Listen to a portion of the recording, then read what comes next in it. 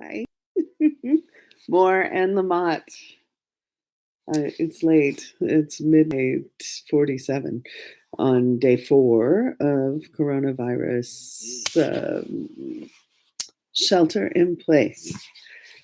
Um, and that reminds me of all kinds of things. Yesterday was not such a terribly creative day, but it was a day I let myself sleep, take a nap, rest after work, and as a consequence, I missed my gorgeous sunset, but I caught the last little bit of color in the sky. Anyway, that's not what we're doing here. What we're doing here is reading out loud. Rilke wrote, this is chapter 3 called Gold Leaf. Rilke wrote, I want to unfold. I don't want to stay folded anywhere because where I am folded, there I am a lie. We got folded by trying as hard as we could to make everyone happy, to please everyone, and to fill every moment with productivity. Our grown-ups said this would bring approval. I would like to hold the camera in such a way that you only got one chin, but that, I think, is both an age and an exercise issue. Anyway, our grown-ups said this would bring approval, and approval would bring satisfaction, and they would like us more. But we also learned to sabotage ourselves so they wouldn't feel eclipsed. High achievement made the family look good, but we also seemed to be another nail in Dad's coffin. We agreed to get folded at school and in jobs to get ahead, shine the family star, fill our Swiss cheese holes. We got folded and fooled into airless states of accomplishment, estrangement from ourselves, squandering our very short lives. Then we folded ourselves so we wouldn't annoy or embarrass our kids. Self-importance fueled by performance anxiety, people-pleasing sloth, and bad esteem wrapped us into small, crisp squares like professionally laundered shirts. I was there this week. I liked it briefly because folded feels like home, small, familiar, hugged. I like smells of soap and steam and starch. Then it becomes oppressive and disorienting. Even a lot of caffeine and cheery new curtains don't help. We got creased in those places such a long time ago that it seems hopeless to begin the great unfolding now. Our integrity got broken. I am not sure we got strong at the broken places, although people love to say this happens. In truth, when I broke my toe, the doctor said it will take forever to heal and never be quite as good as it was. Life 101. It hurts sometimes. This was just a toe bone. Big parts of us got broken, parts of our hearts, minds, and beings. Yet we keep getting up, lurching on. We dance with a limp. When other people look hunched or pummeled, I know what to do and say to help them recolonize their bodies and lives. I say, stop the train, be where your butt is. Maybe shift from foot to foot, as in chanting kirtan or swaying a baby to sleep, because ritualized shifting keeps you a little shaken up, good shaken, unstuck. I would say life can be painful, but I am right here, and you have a good heart. This heart is who you are. Not your bad mind. I would tell a person, you have the right to remain silent. Would you like a nice cup of tea? Some M&Ms? Let's sprawl, unfold these creaky wings. But this unfolding could mean we miss deadlines by days or decades, ending our careers and harming our standing. Our parents Bit the bullet, stayed in bad marriages, kept jobs they hated. That is the American way. Some of us have spent our whole lives protecting kids and pets from our parents, even parents who did not yell or get out the belt. We had younger siblings to save and whole litters of kittens and cousins with their own neglectful or malnourished parents. We were the light of the world by which other kids could be led out of Egypt. We walked on eggshells. We tiptoed and tightrope walked. Of course, our feet ached like Chinese bound feet in plaid keds, the effect of being hobbled and failing to save our siblings, the cats, ourselves, was anxiety, endless striving to do better and be more admired by the world. The path away from judgment of self and neighbor requires major mercy, both giving and horribly receiving. Going without either of them leads to fundamentalism of all stripes, and fundamentalism is the bane of poor Mother Earth. Going without engenders blame, which offers its own solace, but traps us like foxes. We trick out box traps with throw rugs and vases until the pain grows too big. Then the only way out of jail is forgiveness. There should be an app with a checklist or map. But no, the way out takes admitting that you're wrong and sorry. No, no, anything but that. Forgiving people makes you weak. Push them away. Lewis Smead said, to forgive is to set a prisoner free and discover that the prisoner was you. But I can't launch forgiveness of my own volition from my air traffic controller mind. We avail ourselves through failure, service, singing, silence, neighbors, sorrow. To have borne broken hearts and seen such broken lives around the world is what gave us a shot at becoming mercy people.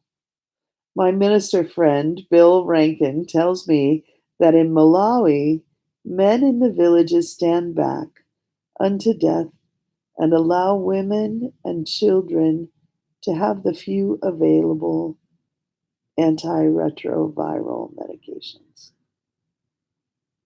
The motive of the men is the merciful determination that the children should be given a chance to survive and should not be forced to live without their mothers. We can be those men. We were. Most young children are. One has to be done with the pretense of being just fine, unscarred, perfectly self sufficient. No one is. The ancient Chinese had a practice of embellishing the cracked parts of valued possessions with gold leaf, which says we dishonor it if we pretend that it hadn't gotten broken. It says we value this enough to repair it. So it does not, so it is not denial or a cover up. It is the opposite, an adornment of the break with gold leaf, which draws the cracks into greater prominence. The gold leaf becomes part of its beauty. Somehow, the aesthetic of its having been cracked, but still being here, brought back not to baseline, but restored, brings increase. That is so un American. Most of the time, we throw it out, cover it up with a doily, or patch the cracks so we can still sell the item.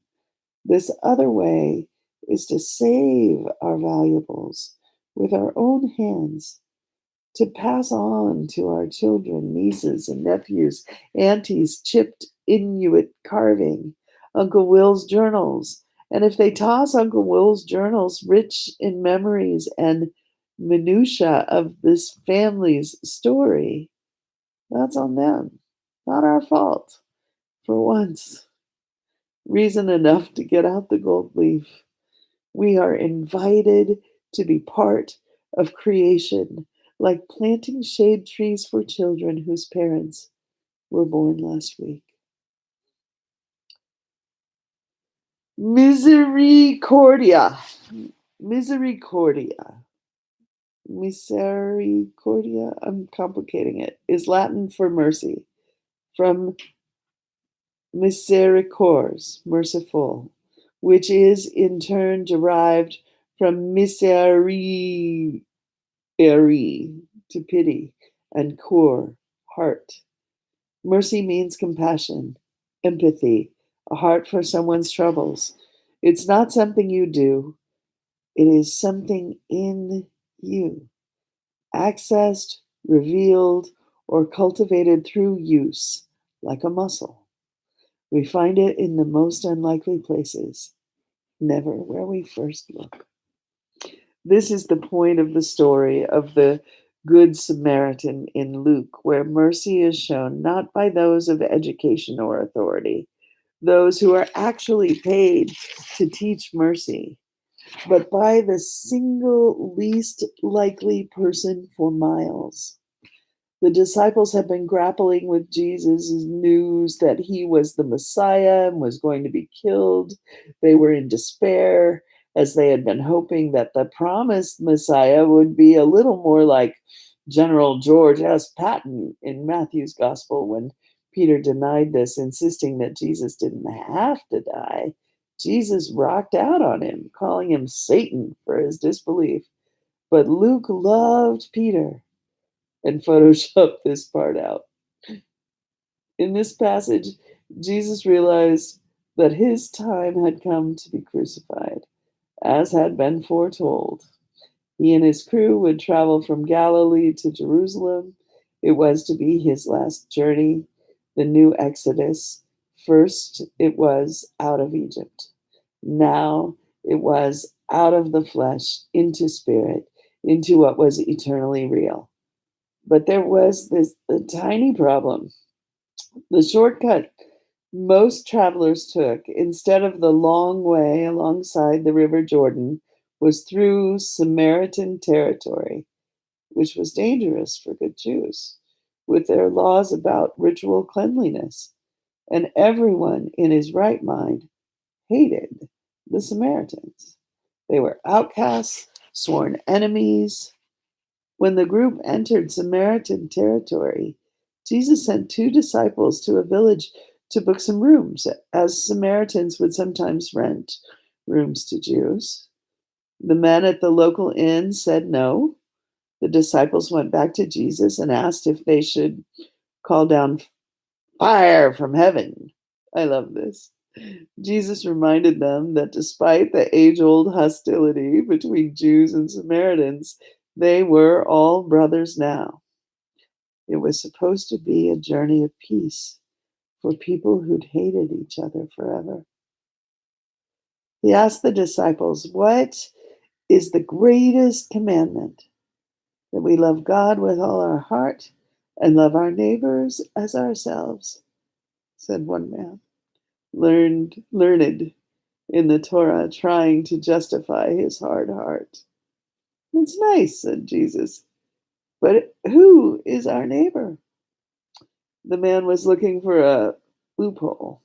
He was hoping that neighbors meant other Jews, whom he was glad to be kind to, as they were family.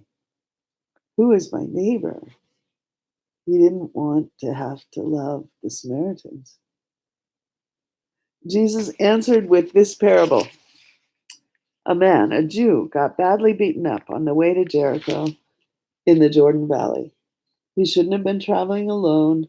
There were gangs, roving bands like ISIS, rebels with a political agenda. The badly injured man was left in a ditch by the side of the road. The first person to pass by was a highly respected Jew, probably a priest, someone able to hold worship in temples. The priest saw the poor man and made the decision to walk as fast and as far away as possible. He had an excuse. He could have said he thought the guy was dead. Touching the body would have rendered him ritually unclean, unable to do worship for a week. The second person to pass by was a Levite, on staff at the temple, like an altar server, a significant religious person who, by law, was supposed to come to the aid of marginalized people. He also crossed the street. The third man came by. The disciples were expecting him to be a nice Galilean like them. They were humble. Ha! Not like the snobs from Jerusalem in their Jimmy Choos. They were good Jews, men of the people. But an improbable hero came by, a Samaritan. The disciples would have expected him to rummage through the man's pockets, take his wallet and keys. Rather, Luke reports he was moved by pity. He took care of the injured man and hoisted him up onto his donkey, which meant he himself would have to walk.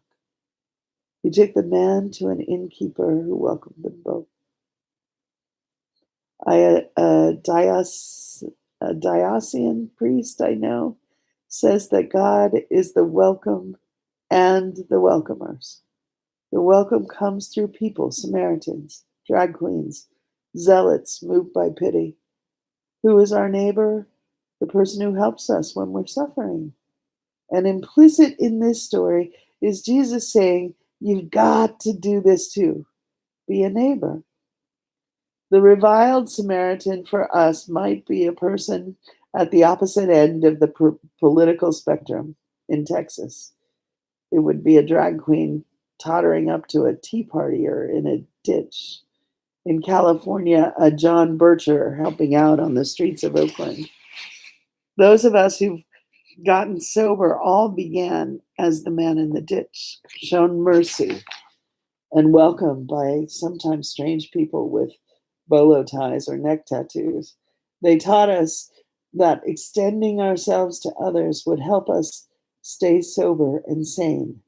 But they also wanted us to extend ourselves to our own horrible selves at our most ruined, to speak gently to ourselves, get ourselves a lovely cup of tea.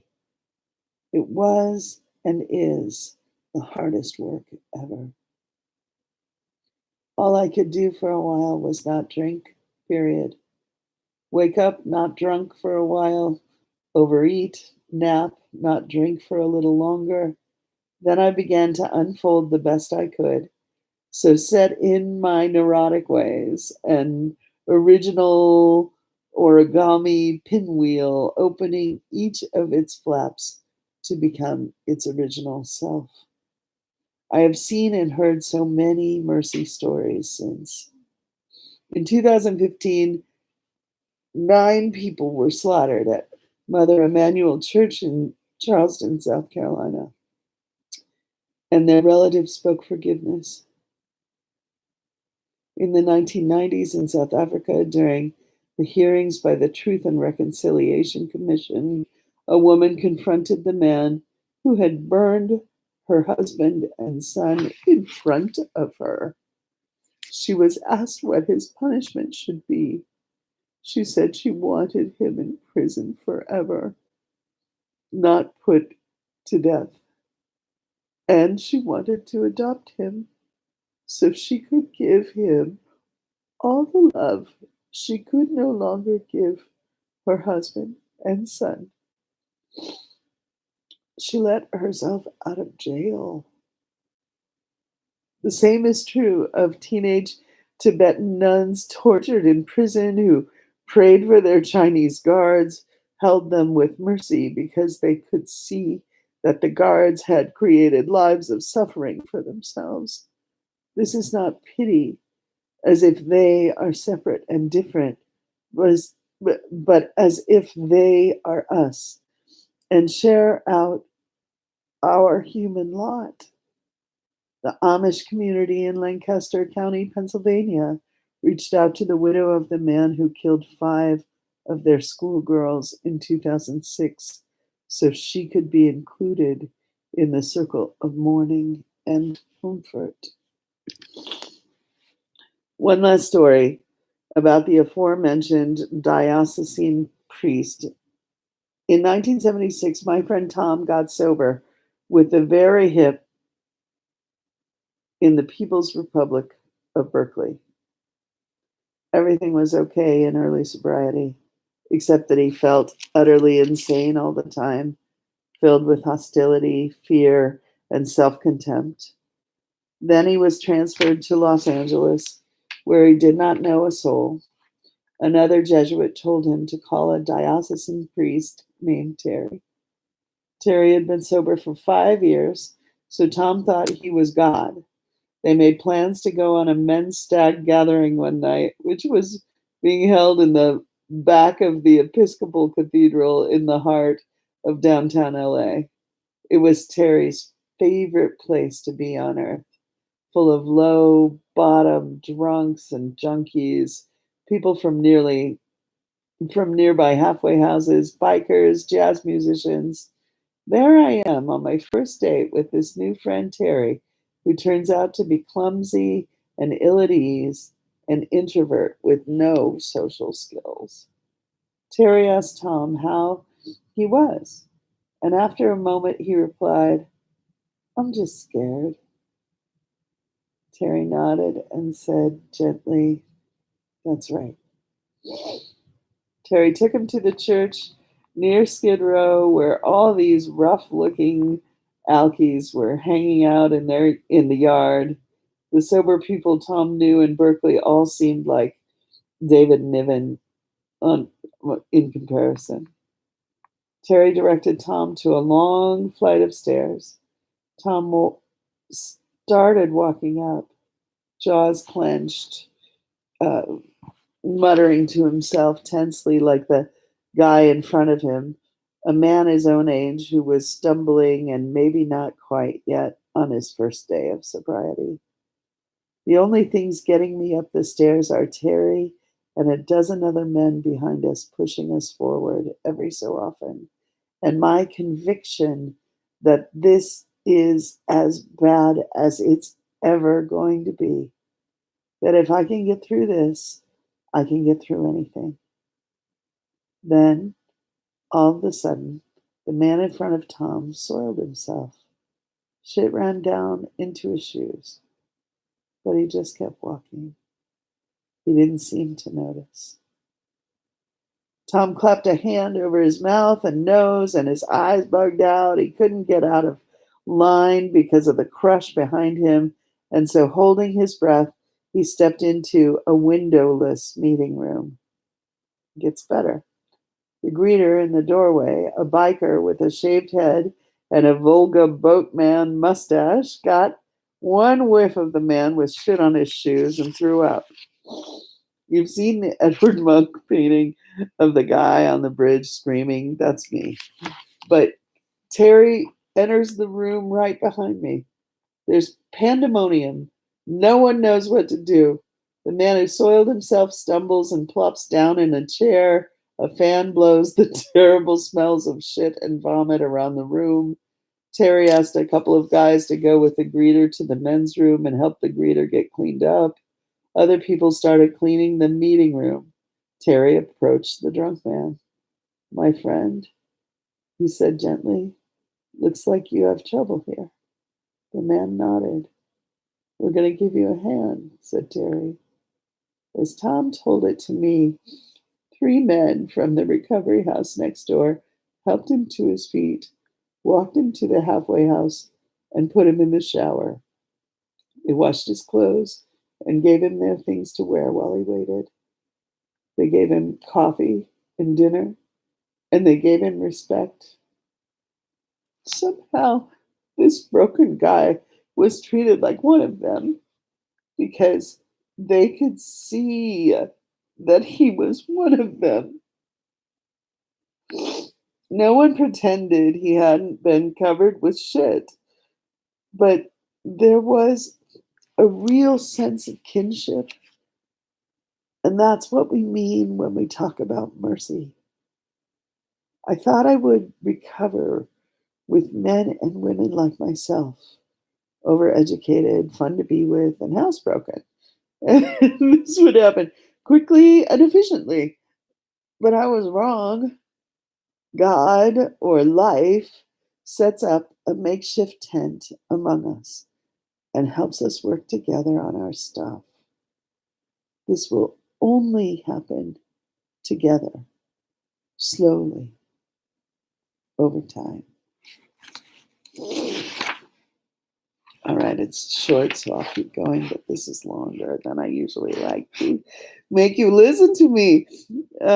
These men Tom told me about were common people, reached by a goodness outside or a visitation from within. Something merciful found them where they were. It has found me over the years, even when I've been most desperate. Singing is sometimes involved. I found it at protest rallies, and when I first entered my church drunk and bulimic, and impossibly in groups singing with lost or grieving parents, singing somehow lifted them back to their feet and eventually gave them hope, which is quantum and leads to generous action. Singing is breath that is larger than yourself. So it joins you with space, with community, with other realms, and our deepest inside places. You are joining your strand to everyone else's, weaving something with the whole. And this extends the community outward into a force bigger than itself. Think Soweto, think Selma, bread and roses. Paradoxically, shared silence also creates harmonies. Silence in our culture and families are often a bad sign that we're not speaking to each other, and silences can be hollow, as in childhood when we were sent to our rooms, or in adulthood with words that cannot be spoken. The hard silence between frustrated people always feels cluttered, but holy silence is spacious and inviting. You can drink it down. We offer it to ourselves when we work, rest, meditate, bike, read. When we hike by ourselves, we hear a silence still pristine with crunching leaves, birdsong. Silence can be a system of peace, which is mercy, easily offered to a friend needing quiet. Harder when the person is one's own annoying self. During congregational silences, in meditation rooms or halls, in prison cells and meeting rooms, in silent confession at church, all these screwed up people like us with tangled lives and minds find their hearts opening through quiet focus. In unfolding, we are enfolded, and there is a melding of spirits, a melding of times eternal. Yesterday morning, the now, the ancient, even as we meet beneath a digital clock on a wall, flipping its numbers, keeping ordinary time in all that timelessness. Thanks for being up late with me. Whenever I read next, I will read 4 destinations. Ah, Anne Lamott, this is very good. This is very good for coronavirusness. This beauty of mercy. Blessings on your courage wherever you are. I hope you are staying in and connected, not just to electricity, but the ancestors and the future and the holy human love. This is a holy, holy human now on the earth. Blessings.